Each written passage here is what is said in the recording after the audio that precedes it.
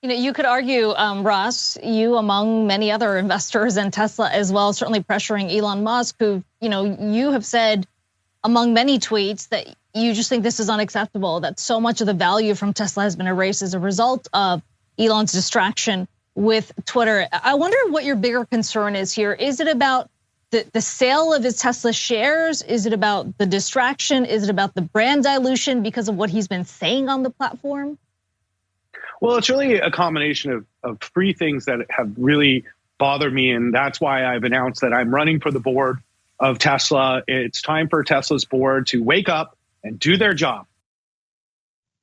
One of the moneymakers over there, or money holders over there at Tesla, Ross Gerber, investor. Ross Gerber is very upset at the way Elon Musk is running or not running Tesla, and he's looking to replace or at least jump on that board and do things differently. So he's openly calling out Elon. He continued to talk about what he was looking to do with that seat. And they've done nothing, absolutely nothing, a disgraceful nothing, not a word from anybody.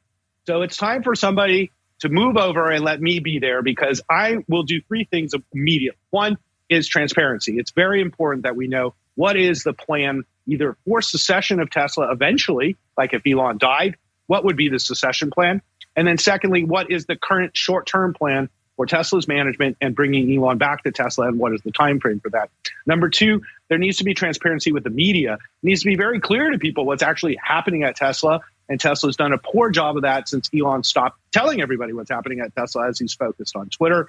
A really important time for them. And thirdly, I think it's crucially important that we end the stock sales or have transparency to what stock sales will or will not be happening into the future. Ross ain't playing. In fact, he went on Twitter and he's saying even more. Elon's Twitter. He said Tesla stock price now reflects the value of having no CEO. Great job, Tesla. BOD, time for a shake up. Of course, Elon Musk responds because he has to via Twitter. Please tell us your great ideas, Ross. Pause for a second.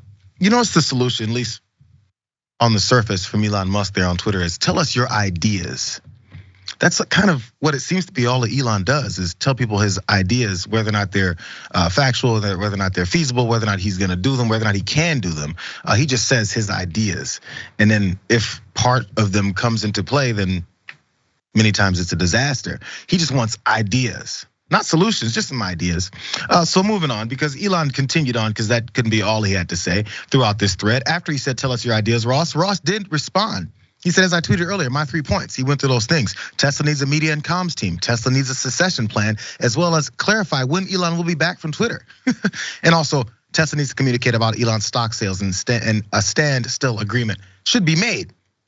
I'm not sure if you understood that, but then he said, go back and read your old securities analysis 101 textbook. I got him, now I win.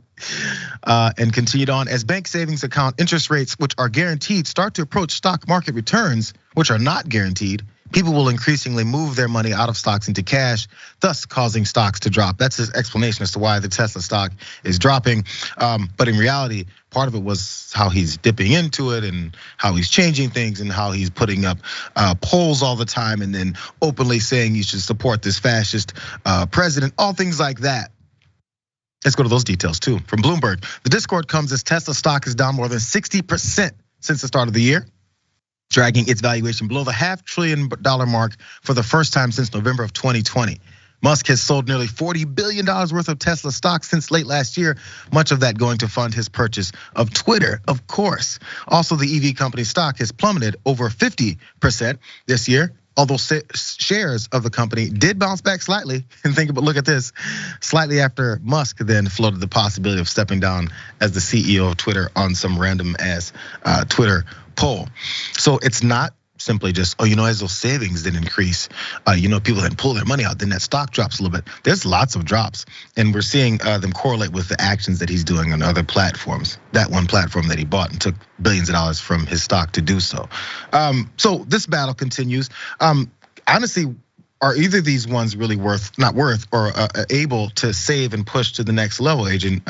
What do you think? Is Ross the answer?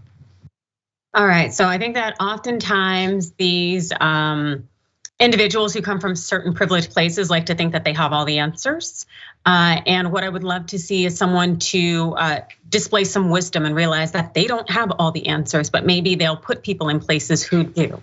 And so when I see someone with that humility, not go on some kind of pick me tour, I know everything, I am the best. And they say, you know what, we need this person for this for this, and this person is exceptional at this. That's when I'm gonna start saying, yeah, okay, I like this person. I like the way in which they are going about it, because right now it just seems like a X measuring contest in terms of who has all the knowledge and who is the person who should do this, as opposed to who's actually going to be wise and moving forward. And in terms of the interaction between Musk and Gerber online, where Musk says, show me ideas, if you notice, this is the pattern of Musk, where someone will say, oh, well, I only think the blue verified people should be able to comment on posts moving forward. And Elon says, oh, great idea, and implements it. And then 2 weeks later comes back and says no. Like, this is what Elon does in terms of you throw something at him and he tries it. And while there are extremely, extremely beneficial, like things that come with taking that kind of let's try it approach, not at this level, not when it's random people responding on social media.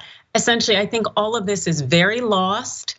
And it's these extremely wealthy 1%ers playing with things that really impact you, me, we the people. And it's not okay. It's very simple approach to, I think, business. I'm no businessman, but I've been in positions even from college jobs. As a supervisor, we had to hire people and work with folks. It was all student run type of things. It's the only reason I'm saying it that way is because that's a very basic, simplistic business. It was a campus run business that I worked at, and I had to hire folks. And it made a difference which folks I hired and in how you treated them once they were there. It wasn't all me. That's the thing. If you understand how to maybe manage folks and have the right people in the right places that are qualified to do those things, then you end up looking great if you treat them well. But if you just say, I'm the brainchild, it's all me, and you don't know anything, it shines. Go ahead, what were you saying? Yeah. Yeah, no, they call that, oh gosh, I can't remember, because I teach about bias and certain mindsets in my day job, and overconfidence bias is what it is. And as a result of that, you have so many blind spots and you end up getting your company, your entity, organization into so much trouble. And so you know who the true wise individuals are. They put people around them who specialize in that area, who've read the research and who know things work before they just implement it and see what happens, causing chaos. And then go, oh, it didn't work, we're gonna pull it back. It's so easy, honestly. I mean, if you have the resources and the position to do that, it's not easy for any business owner, but if you have the ability to do it and you have some humility, I've said this before, people say, oh man, we're gonna elect this new president, he's gonna change everything. He can't, he doesn't know all that stuff, and also he doesn't have the power to do so. But if you admit that you don't know everything and put people in place that do know those things you don't know, guess who looks so good? But ego gets in the way. Every time. That's why I guess the former president's the same way. That's why people follow him as well. They think we're supposed to support and worship businessmen that don't really do any business.